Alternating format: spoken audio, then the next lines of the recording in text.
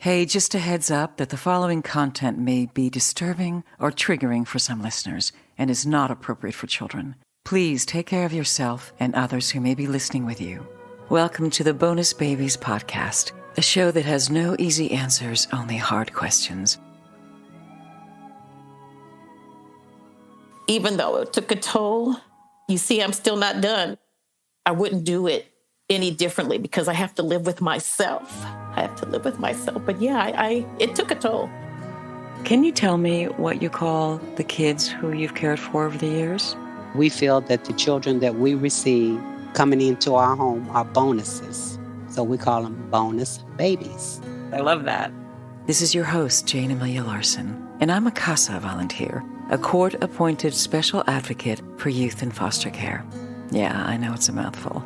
In the same way a CASA works, I explore all things in the foster care maze by talking to kids, parents, caregivers, attorneys, social workers, therapists, anybody and everybody who will speak to me to keep the conversation open and the information flowing about all things CASA.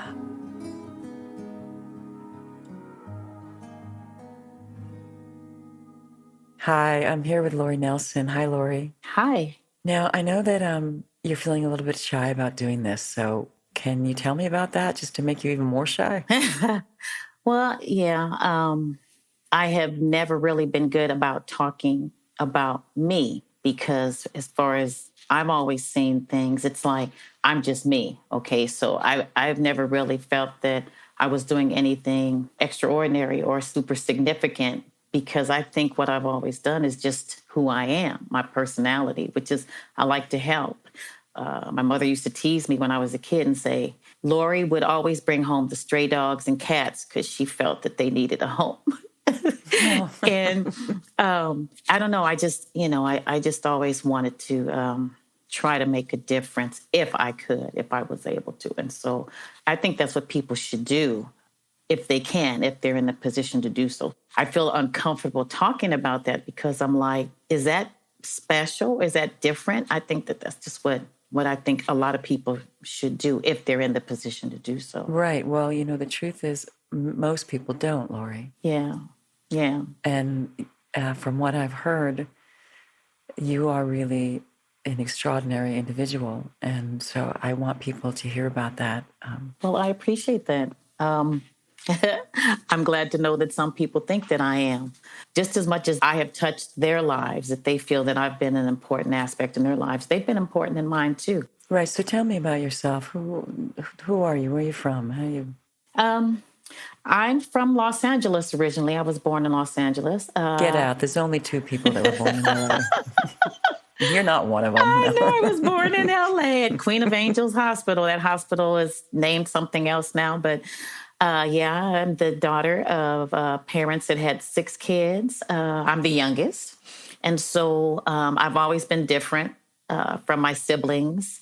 I was always trying to be as good as them or, equal to them. They were the smartest. They were the ones that succeeded in a lot of different things. I totally get that because I'm the baby girl in my family. And okay. I have a baby brother, but he acts like he's older than me. So so I felt I had spent my whole childhood just trying to catch up with my older siblings. Yeah. Always trying to measure up, catch up, be as good, with teachers and things. It's like they had them first. So the teachers even looked at me like, well, I know that you're so-and-so's sister, so, you need to be like so-and-so. And I'm like, but I'm not like so-and-so. I'm me, I was more geared towards the arts and poetry and English and things like that, where my siblings were geared towards education and science and stuff like that. And I really couldn't stand it. I didn't like science and stuff like that. I did it, but I didn't like it. So I got married and I had 3 wonderful children. Right. So you first worked with victims of domestic violence, right? Yes, I did. I worked with domestic violence victims. I am a survivor. I see. So I had a love for wanting to help because I, went to a domestic violence shelter with my kids when they were really little. I kind of felt the bug at that point. I wanted to help, and help women to realize that there's life after and they can do it, even though they might be scared, So that was my first job like that. Right. And then you ended up working with kids in particular, right? Yeah, kids and different foster family agencies, I stopped working for the domestic violence shelter because, I guess, philosophy with one of the managers, and they kind of felt like I was trying to tell the women how to be like me, and that I wanted them to be like me, and I disagreed, and I just said no. I don't. I want them to be like them, but I want them to know there's other options and there's things that they can do and choices. And, I just wanted to empower them to do whatever they felt they needed to do. So I ended up leaving the domestic violence shelter because of that. So I went to the foster care agencies from that point. So I worked at 3 different foster family agencies from that point. Yeah. So what was your work like? What did you do with the kids? I was a case manager, social worker for about 3 different foster family agencies. I worked for Walden Environment. I enjoyed working for Walden Environment a lot. I would probably have to say that that's one of the agencies that I didn't have any issues with. They were, it was a good agency, a good foster family agency. They had good social workers. They had good supervisors. I really feel like they believed in what they were doing. They had good therapists there. Yeah. Wait, so how is that? So that's a private agency. So how is that different from DCFS? Well, it was smaller. They had group homes. They had foster families as well as group homes that they, let's see, I was a group home social worker. I see. Right. So your first experience of working with kids was working with them in group homes? Yes, in the group homes. Wow, that must have been quite a... That was interesting. It was very interesting. I had girls initially. They were the same age as my oldest daughter. Some of them even went to the same high school as my first 2 kids. And that was a challenge, not initially, but after they got to know who my kids were, and God only knows how they found out who my kids were, they would want to follow them home, and they would want to come and spend time at my house, which I didn't have a problem with. However, that's against agency rules. And so I had to let the kids know, I'm sorry, they'd want to, and some even ran away. They would run away to my house, and that's definitely a no-no, but that just lets me know how comfortable they felt confiding in me and coming to me about issues that were going on in the group homes, okay? But I would have to call my supervisor and let her know, and she would either come and get them and take them back, or one particular time she asked me if one girl could spend the night, and then she would come and get her in the morning. I said, okay, but that ended up being a mistake. But nothing happened, thank God. She was a little sexualized, and so she liked my son. Ah. And so how you have this feeling in the middle of the night, you have this feeling. And so she was supposed to be sleeping on the couch. And I woke up and I realized she was not on the couch and she was in my son's room, and just in the nick of time. And I said, what are you doing? And I told her, to go back to bed on the couch and not to do that. I said, no, this cannot happen. This cannot happen on my watch. So I slept on the other couch watching her. Making sure she didn't leave the couch, right? Yeah. So, yeah. But so, I went through a lot of different things. I got very close to the youth, very close to some of them. Some of them were tough nuts to crack, because they were guarded. They didn't want to let you in at first. They didn't want to talk to you. It's like, well, why are you different? They would just say it. They just said how they felt. Why are you different? I don't want to have to tell the same thing to another social worker. Right, telling their same story over and over again, right? Right, over and over, and I said, I understand. I get it. This must be very difficult for you depending on how many places you've been. And I just told them, just give me a chance. Just give me a chance and let me tell you a little bit about me, and why I want to do this, and I want to get to know you. So they would let their guard down. Some of them too much, like I say, to the point to where they would follow my kids home or want to run away from home and things like that. But how did you meet Venus Manuel? And of course, she says about you that you're one of the good ones. You're one of the good social workers. So Well, I met her at DCFS. She was one of the kids on my caseload. And she actually, I wanted her and her sister, but I only was given her on my caseload. Yeah, she was a little guarded at first, not mean or anything, but she was a little guarded. She kind of felt also like, why do I, have to tell my story again, to you, and why are you different? And I don't think it's going to work. You can try. She would say things like, you can try, but I don't think it's going to work. That was initially. After working with her for a while, she was a go-getter. I was like, oh my God, this girl, she has so much heart and so much love. She had a hard time at home, really hard time at home. It was very tumultuous between she and her mother. I talked to her mother a lot, and I was like, oh my God, I felt like I really had my work cut out for me if she was going to stay in that house, because I felt like everything I was trying to do and everything that Venus was trying to do was being sabotaged, unfortunately, from her mother. And that's not a put down to her mother, but it's just that I don't feel that she realized how much she was really sabotaging her own daughter. And so eventually, she had to be removed from that house because it just was not healthy for her. It was not healthy. So she needed to be placed elsewhere. So I was her social worker. Right. So when you handled her case, and she says, by the way, that you're the first one who actually saw her as a person and not just a case file. Oh, okay. Well, I appreciate that she says that. She was the case file. None of the kids. And I keep saying caseload because that's what they called it. You know what I'm saying? And how many kids did you have at one time? We had 30 kids. And so we had to see each of them every month. That was a challenge. But yeah, that's what we had to do. So I had 30. Right. And also, I just know this from the some of the caseworkers I've worked with, that the even... Hopefully you have 30 cases. I know often many of them have many, many more.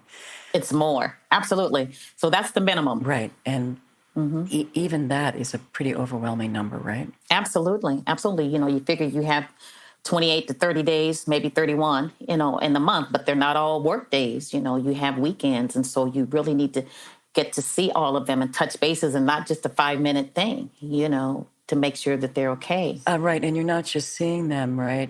You're writing reports. You're talking to the people in their lives. You're arranging for services. Exactly. Resources, services, dental appointments, doctor appointments, school officials, teachers, the whole gamut. You're trying to see everybody who's involved with this child's life, to make sure that everybody, not just me, but everybody, is doing everything possible to make sure that this kid succeeds, and that's not easy to do, that's not easy. Oh, and I can imagine the work must be pretty heartbreaking sometimes. It is. Oh my God, it is. When they cry, when they would cry, I would cry. I know a lot of social workers are, I'm not really that different. There's a lot of social workers that are like me. They cry too, but I do feel like it's hard to compartmentalize your feelings when you see that they're unhappy or that they're being hurt in some way or neglected. And so it was very difficult for me to compartmentalize those things. One time my kids,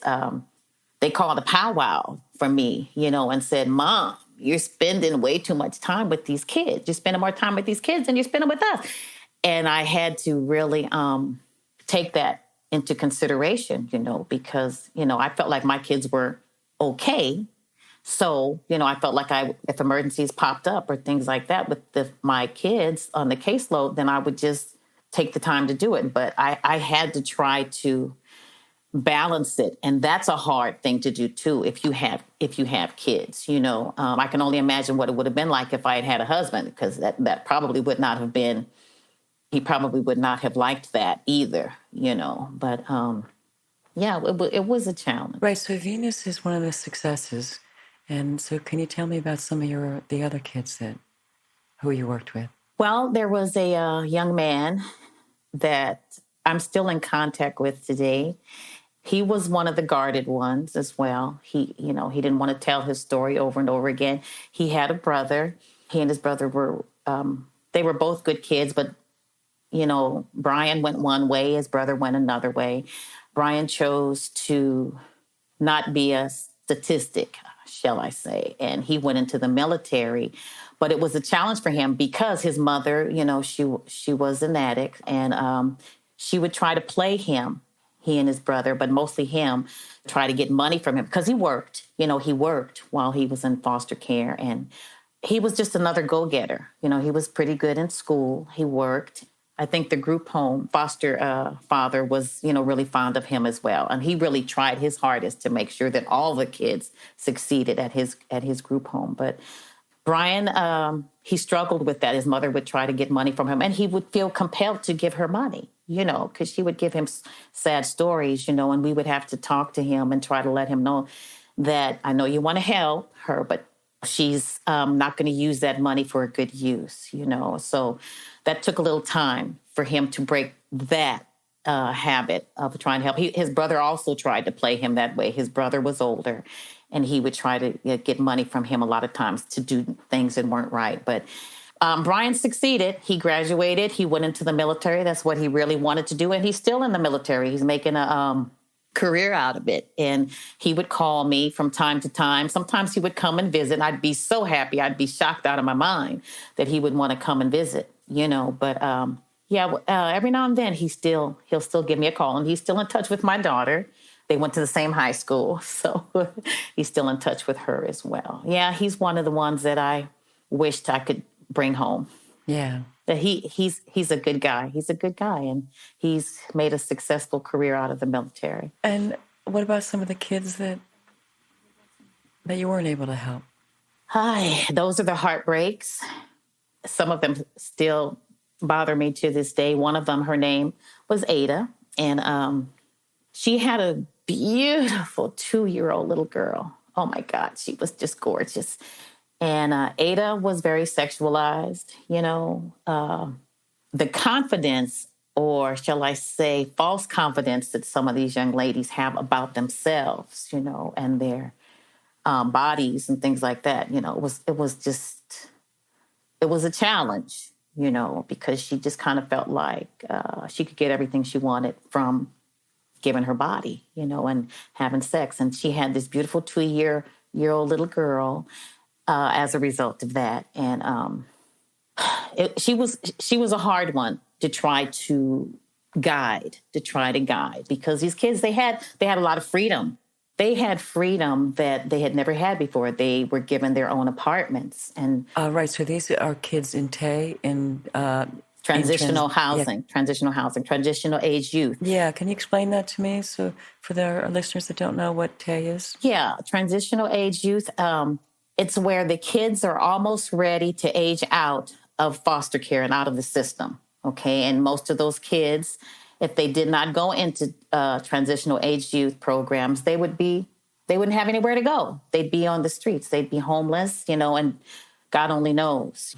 So these kids had an opportunity to stay in the system for 4 more years, from 18 to 22, and they were given their own apartments that were totally furnished. They were given everything, They were given food stipends. They were given clothing stipends. They were given everything. Right. And what are the requirements for them to stay in it? Because there are some, right? Yeah, they need to, if they have not graduated from high school, they need to stay in high school until they graduate. If they had already graduated, they need to at least be going to college part-time, and they need to be working at least part-time. Some of them just wanted to work full time, and that was okay as long as they had graduated from high school.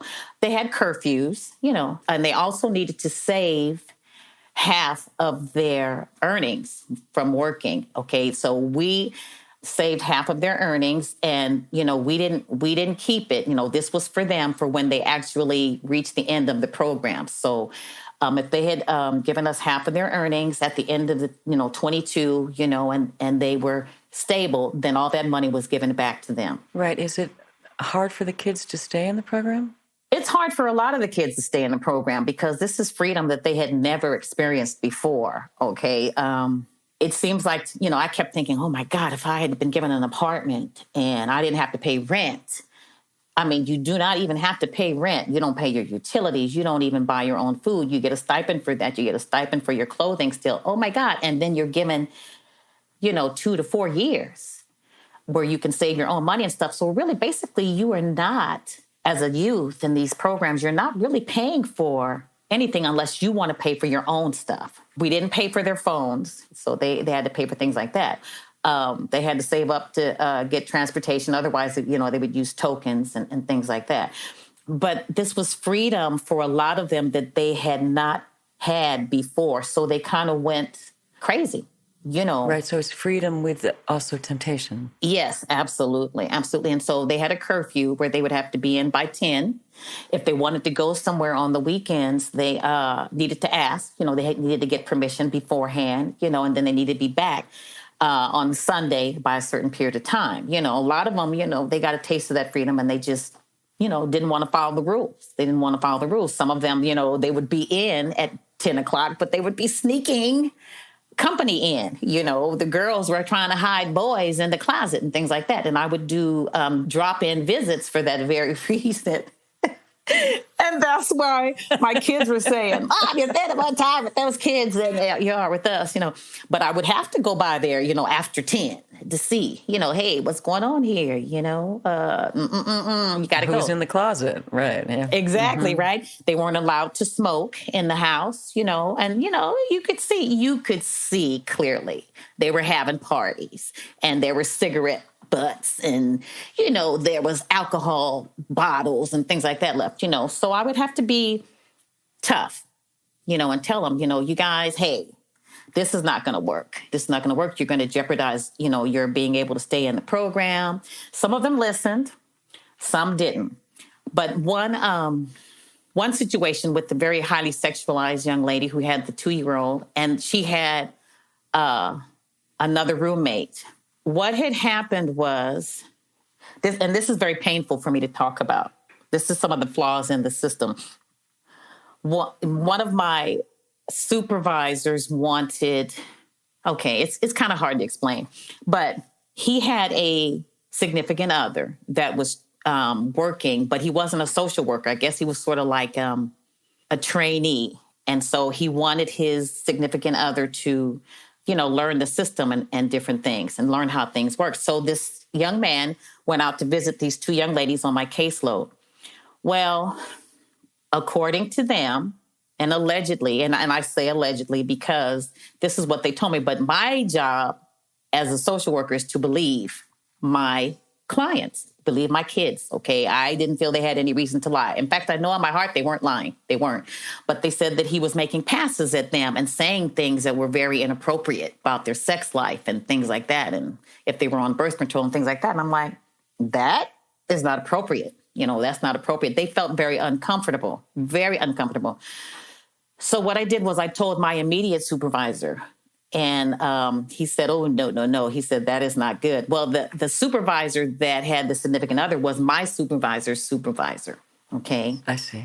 Mm-hmm. So he said, I told him, I said, what should I do? And he said, we have to report it. We have to report. He said, you have to make a report. And I said, okay. He said, if we don't make a report about this, then we'll be in trouble. It could blow up and it will be in trouble. And so I said, okay, well, I'm trusting my supervisor.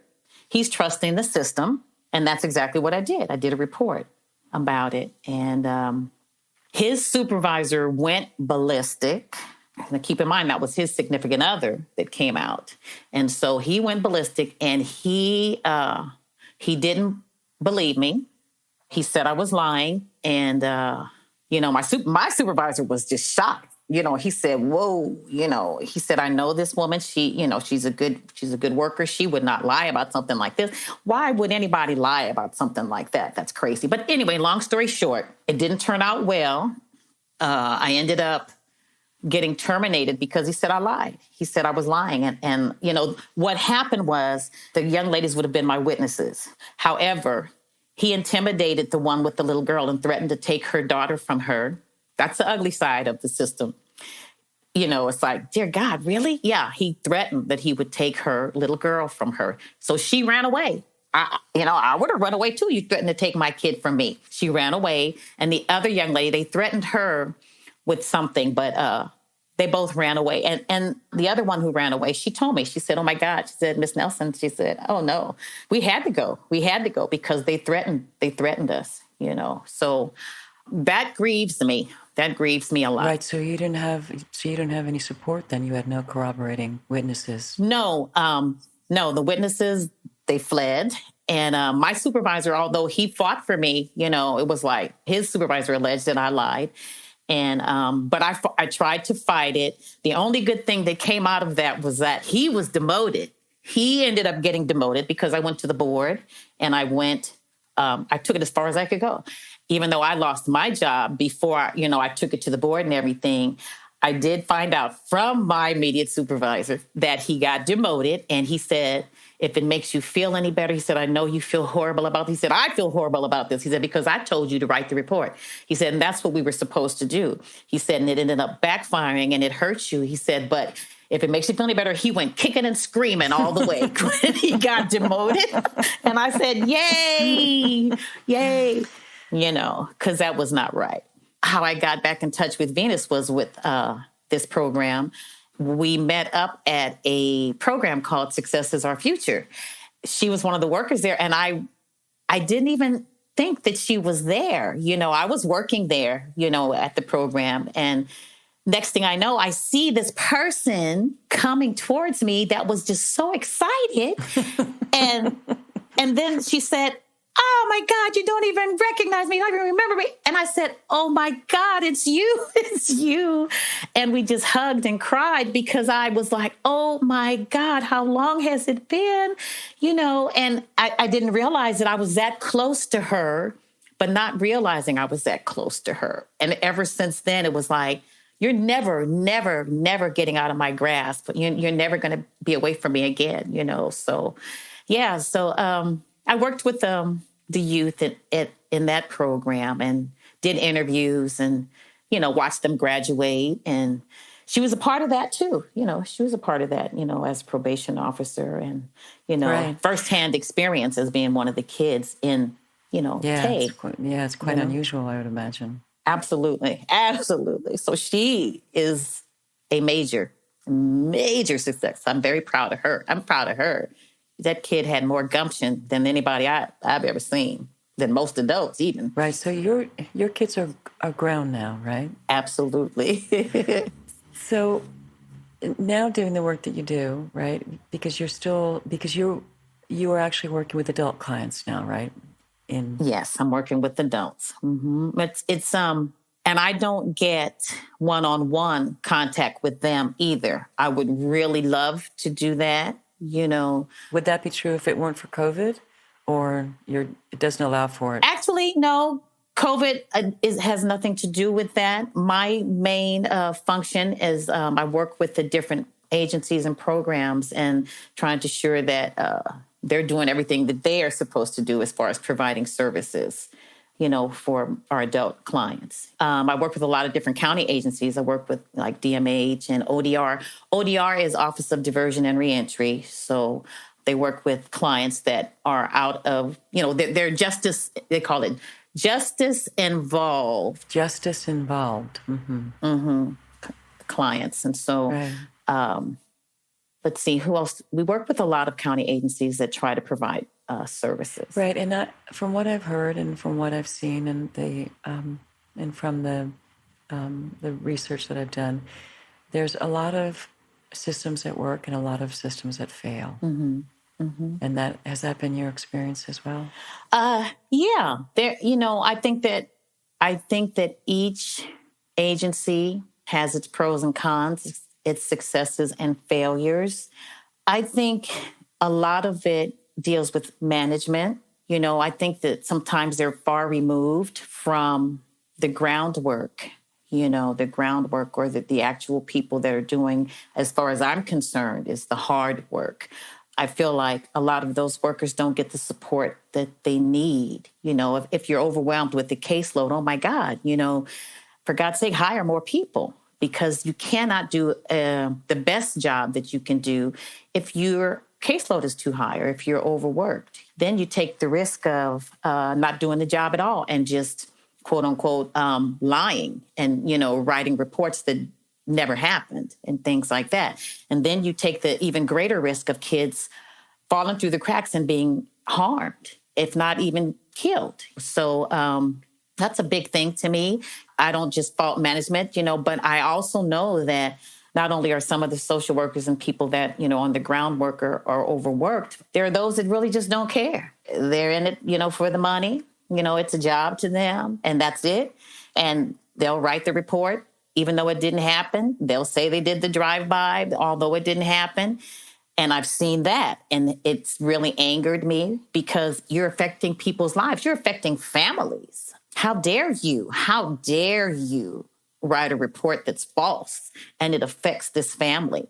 I never really wanted to take kids from families unless it was absolutely necessary. I remember on Christmas Eve one time, one of my coworkers, this was at DCFS, one of my coworkers asked me would I go out and remove children. It was Christmas Eve, for God's sake. And I was like, I don't want to do this, and he was like, please come with me, because the woman was African-American and she had beautiful children. She was beautiful. She was gorgeous. And her kids were beautiful. She had a 13-year-old daughter, and then she had little stair steps. So I think she had a 3-year-old, a 2-year-old, and an infant, a brand new infant.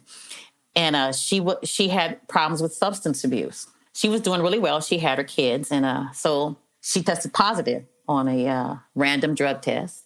And we had to go out. Well, I didn't want to, but I went with my friend because he just did not want to go by himself. And so when we got to her house, the oldest one, the 13-year-old, she screamed when she saw us at the door. And she said, not again. And she ran to her room because they had been taken from her before. So I was like, oh God, oh God. Her house was immaculate. Her kids were well taken care of. She was a good mother. Her mistake was she went to a party and she was offered the, substance she used. And it just so happened that her random drug test day was that day and she tested positive. So I can remember my coworker begging with our ADA, can we just wait until after Christmas so these kids can open their presents? And he was like, no, he was just livid. And we were saying, we looked around and everything. The kids didn't look like they were in harm's way. He was like, no, he was adamant. We had to take her kids at night. I still can visualize trying to peel those little toddlers off of her leg. They were crying. She was crying and begging us. And right now, I still want to cry about that because it was just like, oh my God, oh my God. That's what made me really want to question, do I really want to do this? Do I really want to do this job? I can imagine. Yeah, I mean, how can... But she did get her kids back. She did. Oh, good. I saw her months later, and I saw her in a Walmart, and she had her kids, and I was like, oh God, thank you. Thank you. She got her kids back, But that was one of the most heart-wrenching things for me. Right. So how do you do the work that you do, Lori? Well, now it's a little bit easier because now I'm in adult probation. It's a little bit easier. But I miss working with youth. I miss working with women. But it's hard. One of my family members, one time we were at a family reunion, and she was... she's never worked with the helping profession. She worked in insurance, so she was a big supervisor in the insurance agency. And she, everybody was at this family reunion was bragging about what they do, I do this, I do that, And I didn't say anything. I wouldn't say anything. And so my niece's husband looked at me. He was just watching me and he said, so Lori, what do you do? Tell me about what you do. And I was like, oh. So I was telling them, what I do, and domestic violence and social work and kids. And my niece said, oh, my God, how do you work with those people? I was so offended. I said, what do you mean, those people? I said, these people have been hurt. These people have dealt with a lot of different challenges and things that you have never had to experience and you could never possibly understand. I said, I am really proud of the fact that I get to work with those people. I was so mad. I was just angry. And her husband just smiled at me, and he just nodded his head because he understood? Everybody, yes, he understood. Yeah, he understood. Yeah. He got it, Right. And, Venus says that you saved her life. I think she's far too, she's really sweet and too kind about that, but I love her for saying that, I would do it over again if I could with not only her, but every kid. I really grieve the ones that ran away, that I lost touch with, because I really want to know that they're okay. But I am so happy for Venus. She was kind of headstrong. She was a challenge a little bit, but she was a sweetheart. She wanted, I feel that she really always wanted to do the right thing. And I feel like she wanted to please. I feel like she wanted to please people. I feel like with me, and I could be wrong, but even though she has kind of attested to that, she tried to please her mother in so many ways, trying to be good. She tried to be the good daughter. She tried to be the good sibling. She tried to be the good student. She tried in every way to please her mother. And it was to no avail because nothing was ever good enough. And I'm like, oh my God, I couldn't even imagine. Wow, she did everything she could. But I think that she tried to do or be the good kid on the caseload. And she didn't have to do that because she was already good. Mm-hmm. She didn't have to try to be that. But I think that we clicked. We could talk. And I did listen to her. When she wasn't right, I would tell her, okay, right. I think you could have handled that differently, and next time, what do you think about trying this? And she would first say, because, my mother doesn't deserve that. No, I don't want to be nice to her because she doesn't deserve that kind of thing. I would say, would you just try it for me? And she would try, So have you ever worked with any CASAs? Do you know anything about the program? Have you? I know of people who have worked in CASA. It's not just here in California. You guys are all over, right? All over the country. Yeah. Well, the unusual part about being a CASA volunteer is normally you only have one kid. Which makes a big difference. And okay. Also, the CASA is a volunteer position, so I can imagine it being every bit as challenging with one kid as you would with more. It's super, super demanding. Yeah. But it's not the same as having, 30 kids that you got to keep track of. But it's hard. I know it's a challenge, because you want so much for that one. You want so much. It's almost like they're yours, and you want that. So I can see that being just as challenging. Right. Well, they're yours, but you don't have to take them home. In fact, the saying with you, you're not allowed to take them home. Right. Although you'd love to, but you can't. Right. Yeah, I have certainly felt that. So what is the one thing that people wouldn't know about you unless you told them? Well, this is a biggie. To me, it's a biggie. It's like the confidence and everything that other people see in me, I definitely do not see in myself. I lack a lot of self-confidence. I just kind of run to the roar and do what I have to do anyway.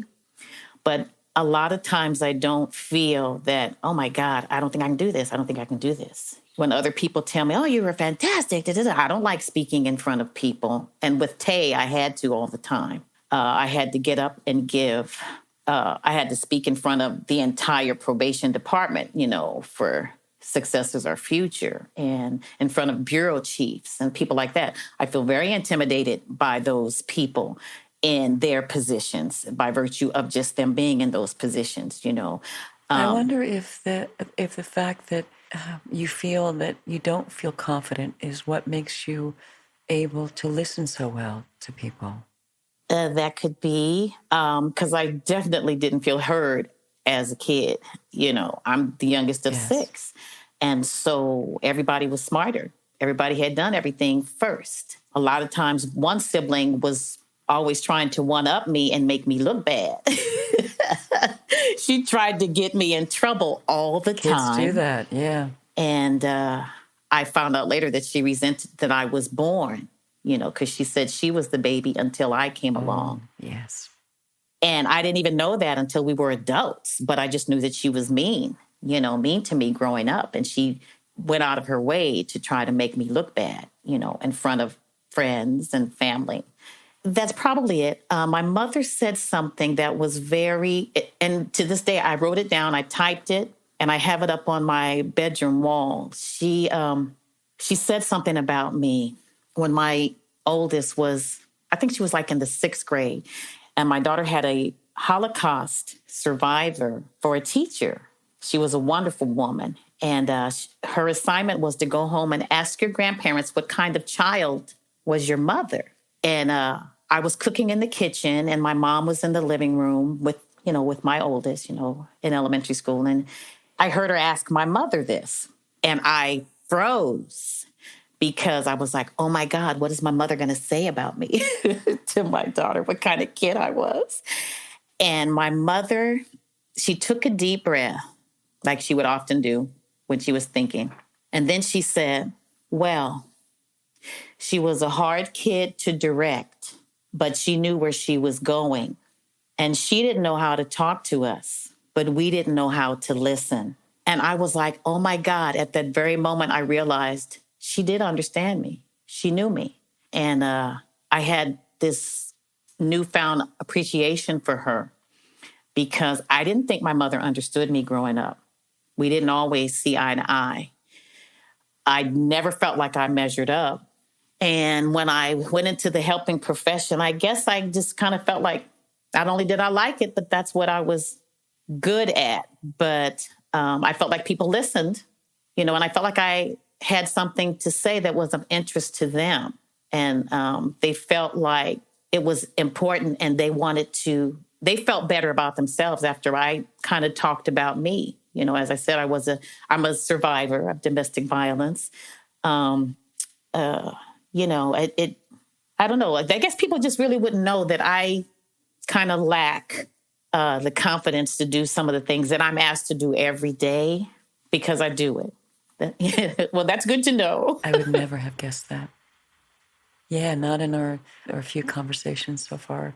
I would never have guessed that. You seem like a very bright woman, very caring woman with a lot of commitment and a lot of capacity and a lot of confidence. Thank you, Jayne. I appreciate that. I feel I have a lot to give still. When I retire from probation, I know that I'm going to probably go back into some form of the helping profession. Domestic violence is a big one for me. Tay is a big one for me, but I'm not sure. But I just know that I'll probably end up doing that. So you haven't finished helping out? No, that's my first love. And I really feel that that's where I can do my best. I think that the people that do the kind of work that you do often, and that people that do the work that I do and others, it takes a huge toll often. It does. And, I just recently, I guess, realized that I've made a lot of sacrifices. I've had some losses, personal losses, due to the work. But it was important to do the work and keep my own integrity. And I don't know, I had to do what was right, even when it was uncomfortable to do so. And I've lost a lot of things because of that. But I wouldn't change it. I wouldn't do it any differently because I have to live with myself. But yeah, it took a toll. It definitely took a toll on me. I want to thank you very much for talking to me today, Lori. My pleasure. I appreciate it.